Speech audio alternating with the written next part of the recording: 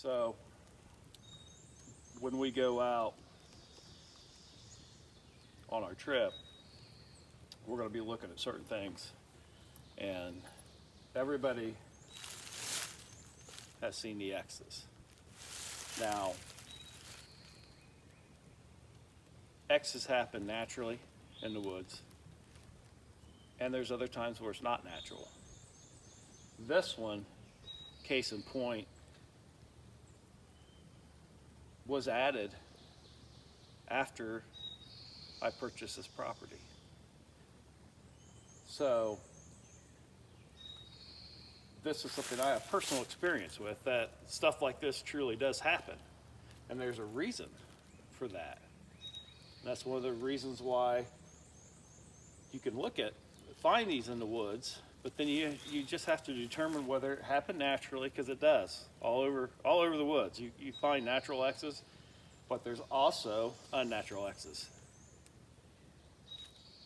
So again, here we are. There's something like this that looks really insignificant, but over the years, this pattern is something that we would see. It's a reoccurring pattern out in the woods, and year after year of hiking and being in the woods, we would notice these.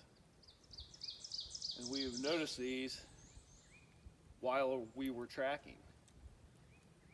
So we started paying attention to this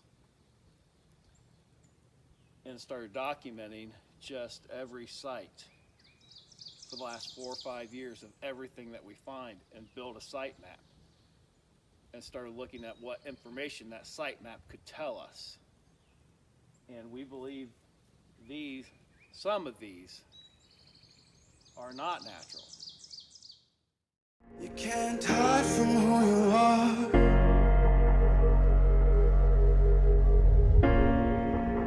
The light peels back the dark. You can run, but you won't make it far. You can't hide from who you are. You can't hide from who you are. Caught in the crosshairs of the things we've done. There's no hiding place, not a secret safe. What is lost will be found when the truth hunts you down.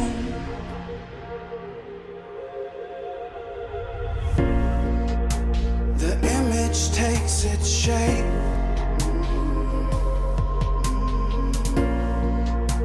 With every step you take closer, the past will show its face. You can't hide from your mistakes.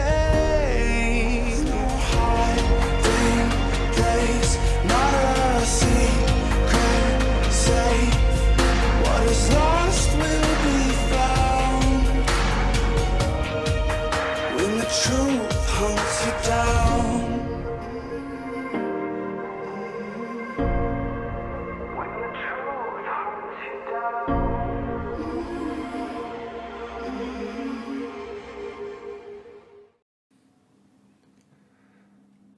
Well, it all started years ago, actually, when I'd seen something, and this was, one of those classic middle of the night back road, thing in the ditch. Can't explain it, but I knew what I'd seen. So anyways, that's kind of where, for me, that's kind of where everything really started. And then years later, working with Kane, finally deciding to tell him, you know, what I'd seen all those years ago. So that's where the pursuit really started, was after I told Kane,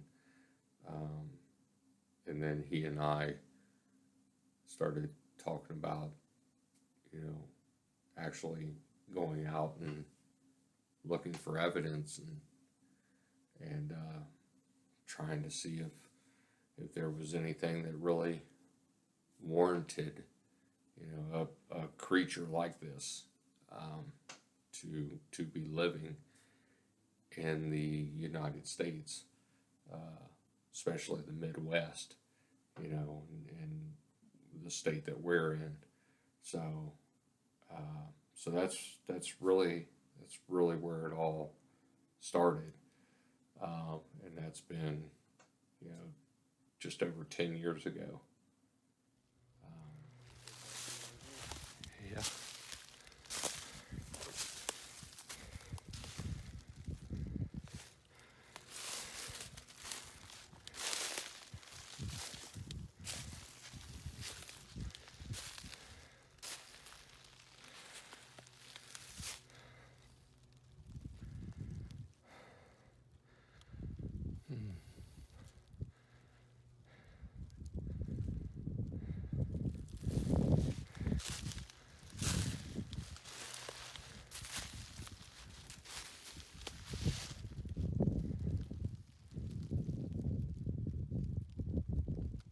All right.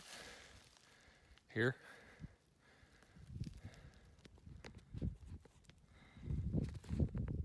So we got to our first spot. Set up. Kane is set up. So once again, this is a bushwhacking tracking documentary. And we're starting at point A of the trackway. This here is new. As you can see, that and that has been down for quite some time. This is new. So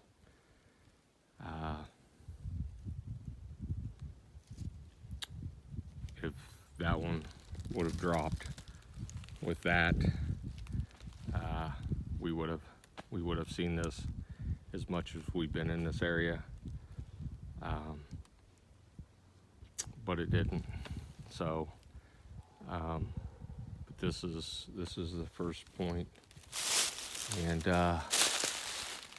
we will head that way in the morning, and this will be a whole week of tracking. So, see you guys soon. Well, I knew that growing up in the woods, you know, running the woods, I should say, not growing up in the woods, but, you know, running in the woods as a kid and hunting, you know, throughout, you know, being a kid all the way up till now, and learning how to track. I really took into that. Had a couple old heads that I latched onto in my early 20s, when, you know, I'd go hunting with certain individuals, and there was a couple old guys.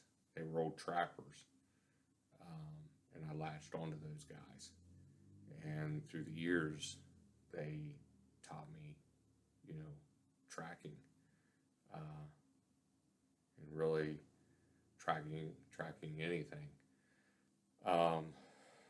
So I knew going into this on my side of it, that was the first thing I needed to learn, was if there's a bipedal hominoid out there, I need to be able to identify its tracks, to establish a trackway that this thing is leaving. And so, and it wasn't like I could pick up the phone and, you know, call a buddy or anything like that, because, you know, I don't know, I didn't know anybody that was tracking, you know, Bigfoot. So it was something that I needed to learn on my own. And this took a couple years, really, of being out there and you know, kind of blazing away, you know. But this was going to multiple locations, and starting to find little things here and there that I knew wasn't being left or created by known animals. And then that's when things really started, you know, clicking in my head. Okay. So this X structure is kind of the start of our journey. As we've talked in some other videos, it's not so much the X structure, it's what's in the area that says, hey, pay attention, you're to this area. So this should always, when you see these, you should always at least look and see if it looks natural, or if it looks like it's been manipulated and actually put there. No, it's actually been put there, that it's been put there for a reason. And that's what we're going to go find out.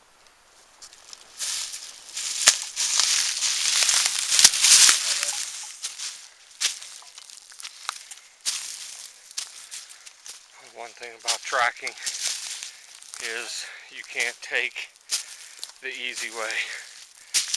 You have to follow their steps. You can't deviate from the trackway.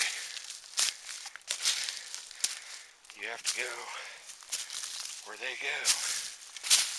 And sometimes it's straight up.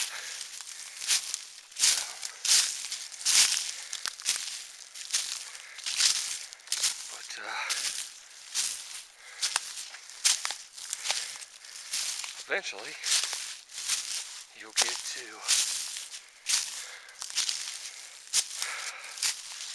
the next spot. Eventually.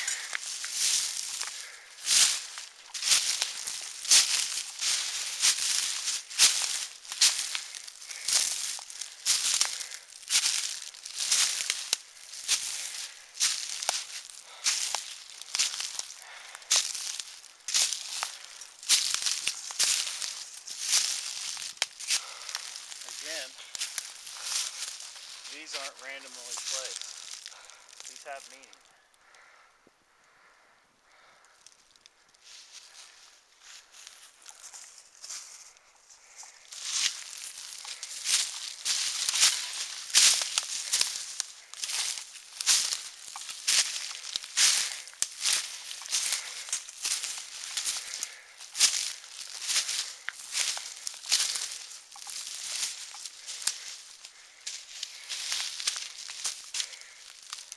This,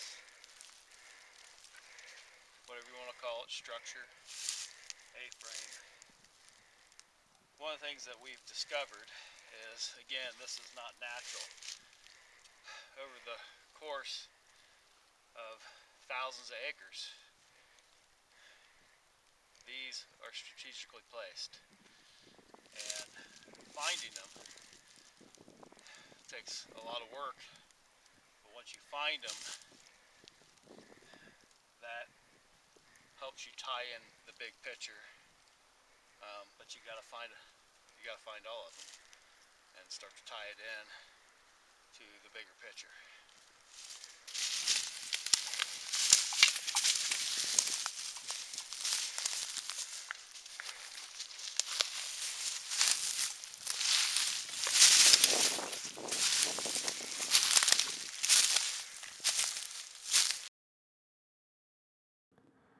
Kane and I finally made it to camp, and after we got set up, it was already dark. So we threw some food down our throats, and one thing that Kane and I do once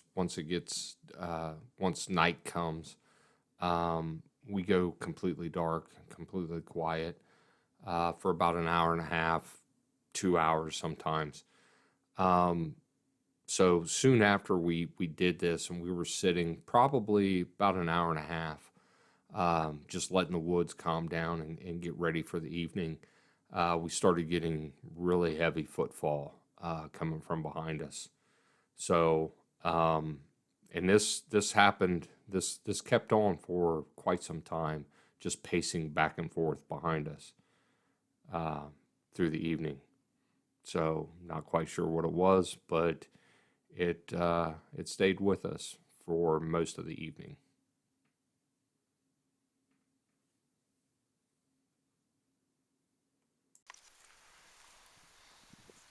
So after Kane and I got up this morning, we had a big thunderstorm moving in, and we thought we were going to get hammered.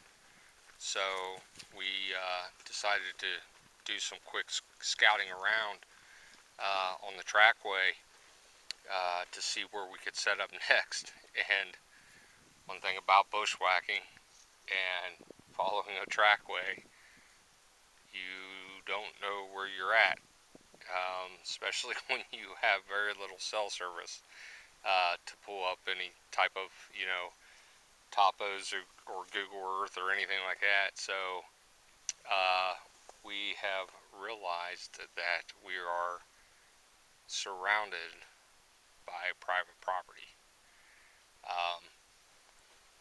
So houses, farms, I should say, are pretty good click away from us, but nonetheless, so we're going to keep this right here as our base camp, and we're still in a very good location though, and we can travel out on the trackway, and we still believe though that they are traveling and they are heading this direction, and we're still hoping to intersect them, hopefully. That's been the plan all along. But so yeah, we were it was a good thing though that we did kind of scout around instead of just packing everything up like we did, the first couple nights and move. I mean, we knew we were traveling across private property, and there's certain points where you're coming out of private property and back onto state forest land, and that's where we've been throughout the trackway. That's where we've been kind of setting up at is in the state forest. But we're like smack dab in the middle of 4 farms, so we're going to hang out here for another night and go from there. Peace. So that's where I started really looking into topos, into maps, into the agriculture of areas, known animals, water sources, things like that. But really dove into the maps and learning how to identify things off of a map. especially a topo. Um, and by this time, we knew how far in we had to travel to get interactions. So that's really when I started diving into reading maps and understanding the landscape of an area and what that area offers. So, and I started to apply that to, my research and going out. But this was all from, learning, the few years prior to. So, and by this time we were like, 3 years into it, going into our 4th year. So, and this is all, self-taught, of what you can teach yourself and what you're learning.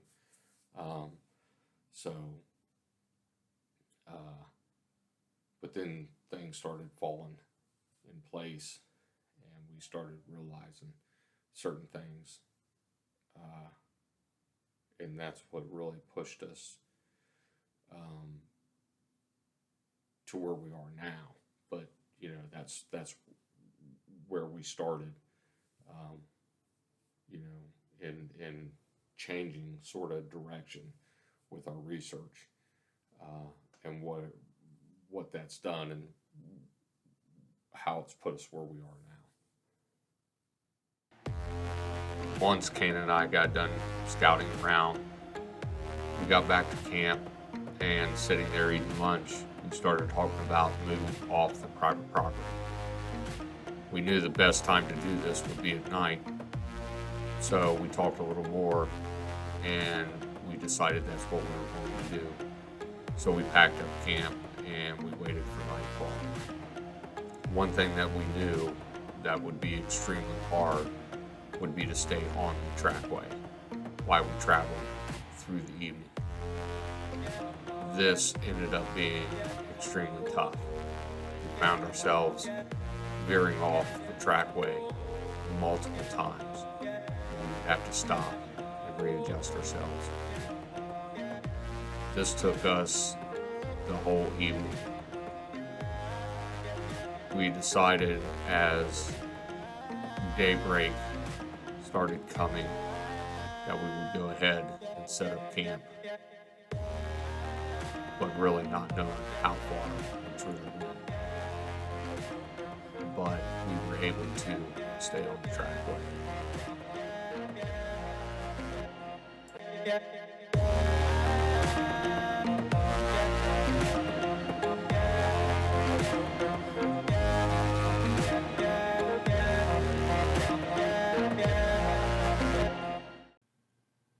After setting up camp and getting a couple hours of well-deserved sleep, we got up and had some late breakfast, early lunch, and decided to get up and move around and take a look at the area.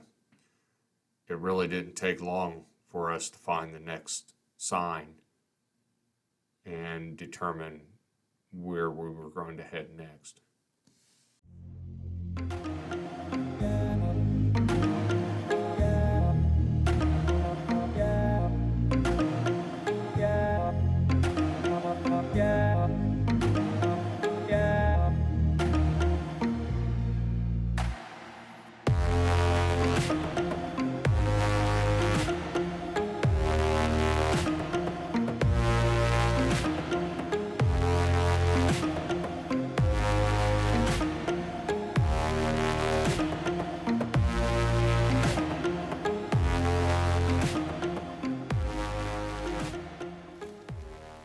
So now we've come across another very odd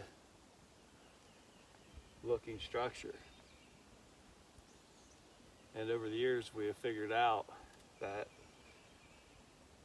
this is an update to the trail. This is new information from the previous corridor that has been placed here to let you know where the next location, the new location, is. All these things that we're presenting to you doesn't prove anything in itself that there's something to this. What it is when you see the network proves that this is not natural and that it's here for a reason. The proof is in all the documentation that you put together and the site map. And only then, when you see this, you realize that, wow, this is a network. Meaning, you will find this where it needs to be located 5 miles away. That's where we can prove that this stuff is not just natural. In understanding the code,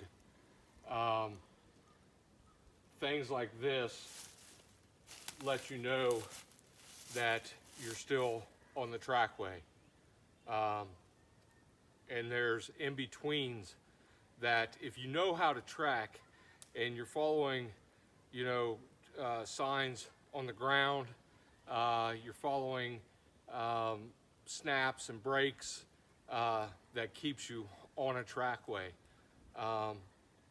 But within that network,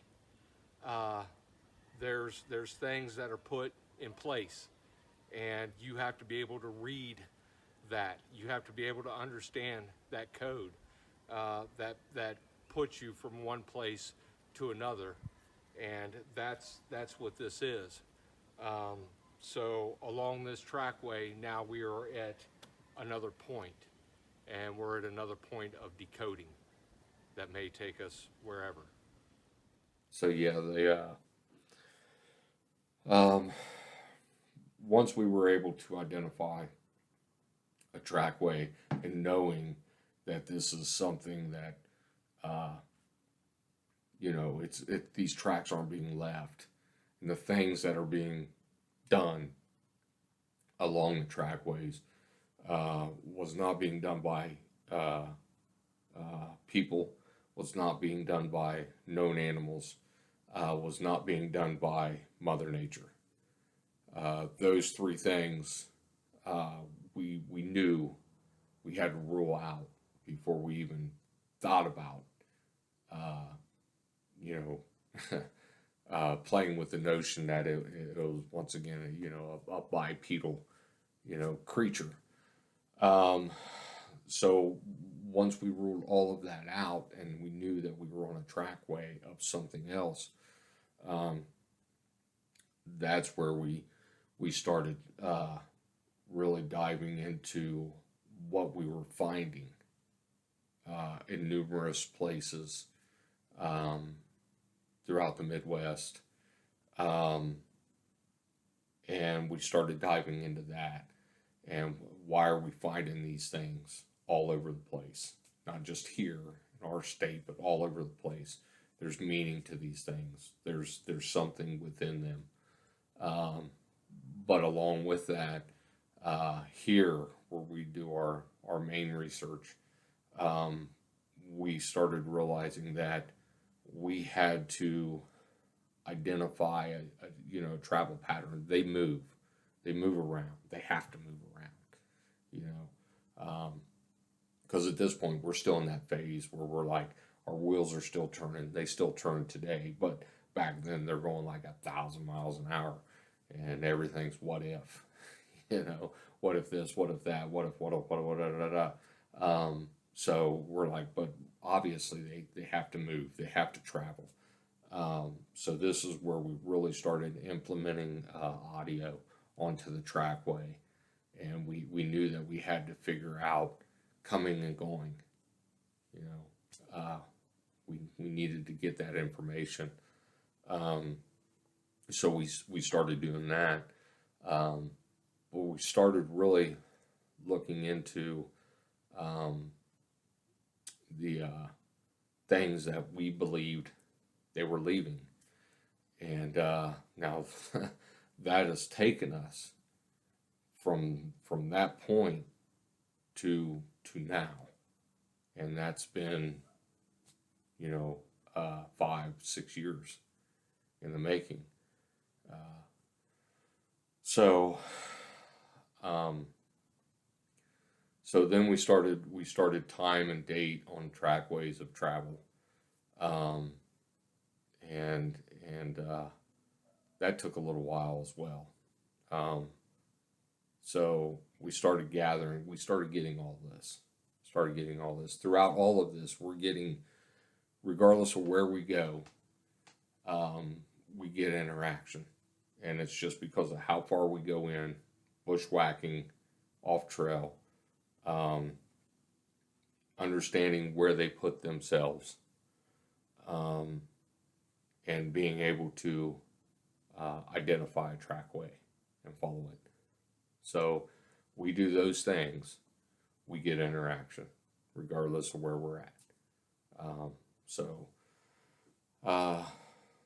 then that's, that kind of catapults us to here. From our last point, Kane and I really started picking up the pace. We started getting into heavier terrain, and we knew that we didn't want to get caught here at nighttime and travel through this area at night. There's a few spots through this area that they drop off very quickly, anywhere from 50 to 60 feet, and they can come up on you pretty fast, especially at nighttime. So, but this is the longest point we went without seeing really anything. So we were relying extremely heavy, strictly on our tracking abilities. And it did make it a little tough here and there. We'd had some heavy rain move through that kind of washed some things out, but we were able to keep the trackway and stay on it as we moved through the area. Another day of hiking, and gonna probably get over into these pines here and set up camp, and then scout around. But been on this trackway for quite some time. And it's led us a lot of different locations. So, anyways, we'll get camp set up and we'll go from there. So we dropped our bags back in the pines, and we went out a little ways on the trackway. We have something back there a little ways, so from that we're combing the area around it, and we're looking for that structure that may have meaning to it.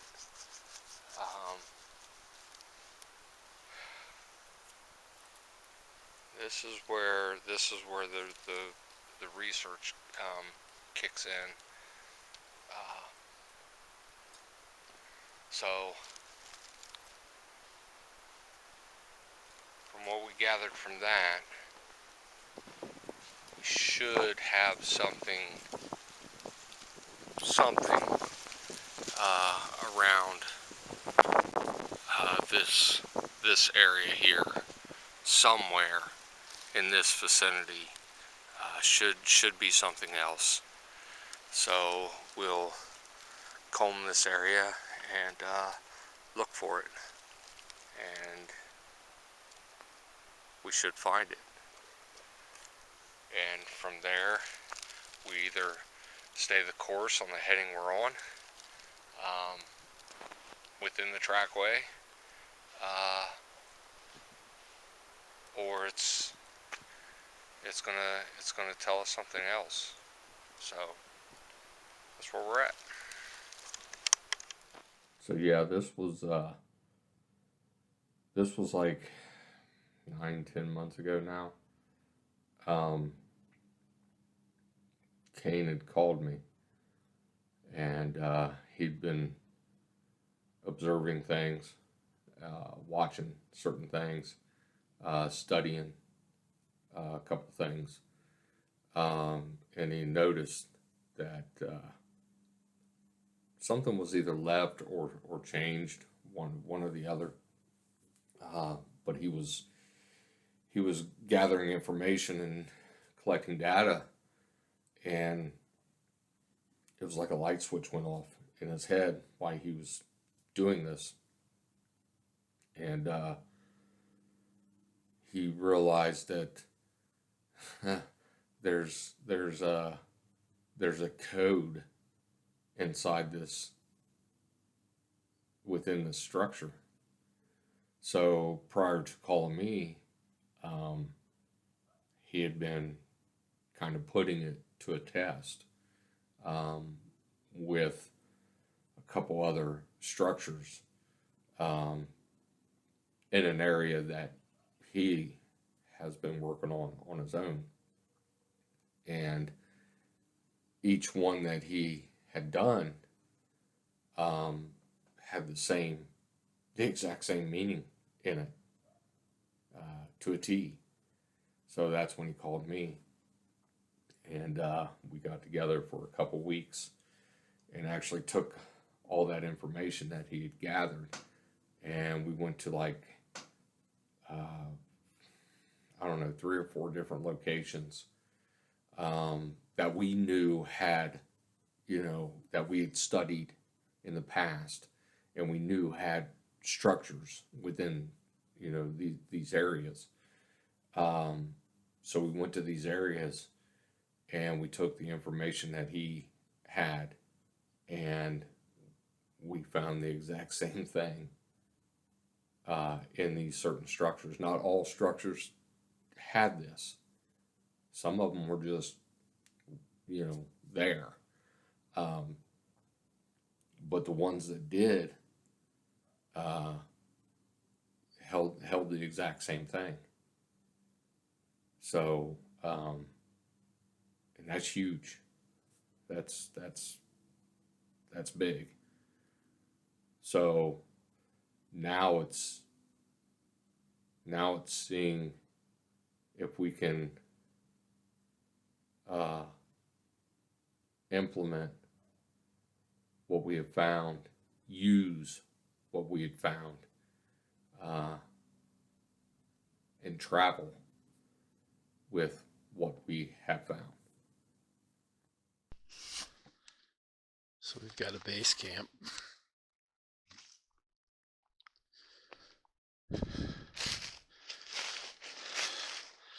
Over here.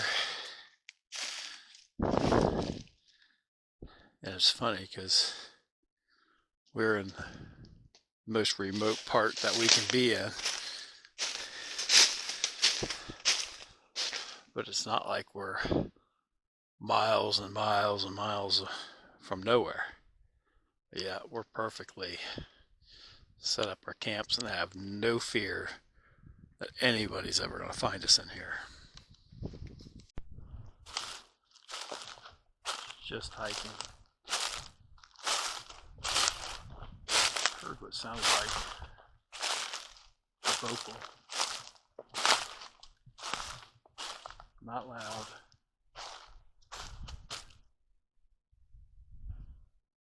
But it sounded like someone going, woo-hoo. I've been here somewhere.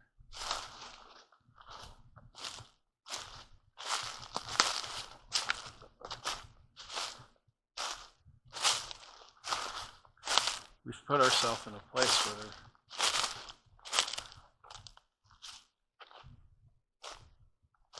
isn't going to be other hikers because there's no trails.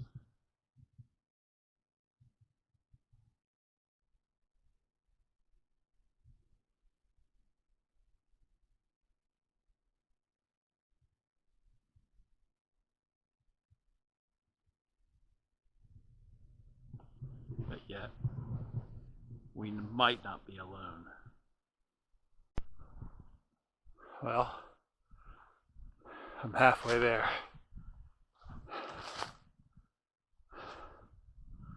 I'm gonna have to climb this rock face in order to keep going. What the camera doesn't show is the incline that Kane was actually standing on. That might be the best spot. Either that or try to go around right through this nook here. No one said it was going to be easy. Sometimes when you're tracking, a lot of times things are right in front of you. And I will make my way up there.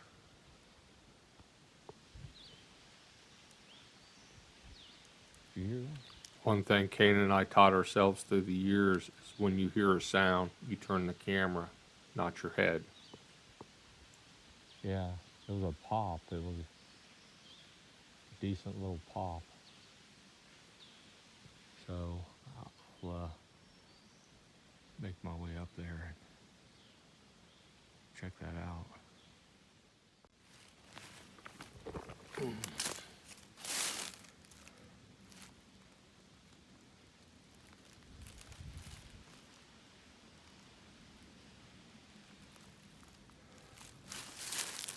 Right on the side of this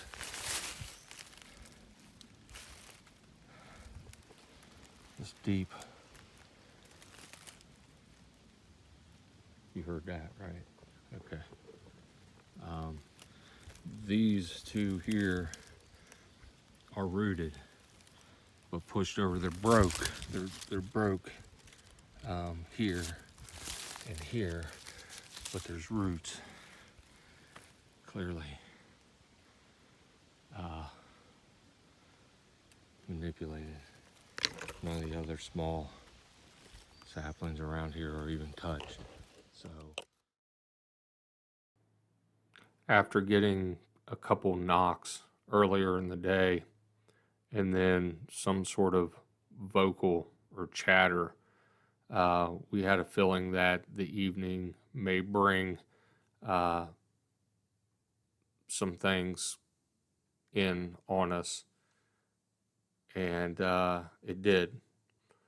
Roughly around 1 o'clock in the morning, we started getting movement just above us on the ridge line, and then something across us on the other side of the valley started moving around. But then right before we climbed into our hammocks, we did capture a couple vocals out in the distance.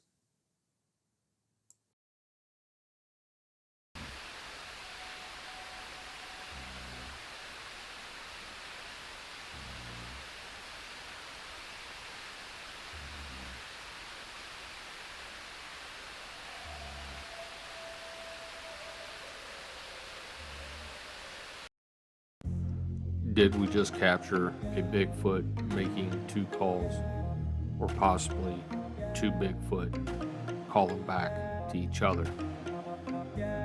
Was there a Bigfoot above us on the ridge and one across on the other side of the valley? We don't know. But what we do know is we just spent the last 6 days on a trackway, following the signs that structures give us within them. The code is in the structure. We have unlocked it. We have figured it out. This is a small part of a huge network, their network. So we did this 6 days. We went out on a trackway and followed it for 6 days. And we wanted to use what we had learned these last 10 months and track solely on what we had the last 10 months. And we were able to do it. It held water. So here we are at the end of the week. We've done all the work. We've hiked in, we've tracked, we've followed them. We have put ourselves in the right location to have an encounter. This is not guessing. This is following a code that we feel that we have broken the code to allow us to follow these things. You don't have to believe us. We're out here to prove it. We're putting our names on the line, saying you can do this, and that we're not looking at natural things. These natural things, these signs, lead us and show us a code, the Sasquatch code, that we have broken. There's no hiding place, not a secret safe. What is lost will be found. Caught in the crosshair of the things we've done. There's no hiding place, not a secret safe. What is lost will be found.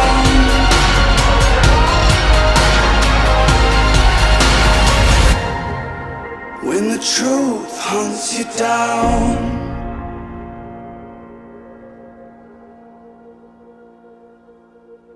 Hey guys, Matthias here. Thanks for watching the first installment of Breaking the Sasquatch Code. Do me a favor, hit that like button, hit the subscribe button. Leave a comment. If there's something you're working on, something you're thinking about, let's talk. Till then, keep your feet on the ground, keep this under your back, get in the woods. Peace.